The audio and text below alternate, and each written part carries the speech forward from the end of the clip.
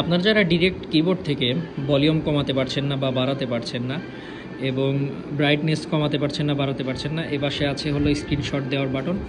তো এইটা আপনাদের যাদের ওয়ার্ক করতেছে না বা কাজ করতেছে না, তো সেই ক্ষেত্রে একটি শর্টকাট আছে, আমি যেটা মানে নিজে নিজেই করে বের করলাম। সেটা হলো FN কি আছে, FN কি ধরতে হবে এবং ইক্স বাটনটা চেপে ধরে রাখতে হবে। জাস্ট কয়েক সেকেন্ড আমি চেপে ধরে রাখি, ধরে আছি। তো এখন তো কাজ করার কথা, আমি ট্রাই করি। আচ্ছা, হচ্ছে না, তো আবার একটু ধরে রাখি, হইতে পারে যে একটু কিছু মিস্টেক হয়েছে।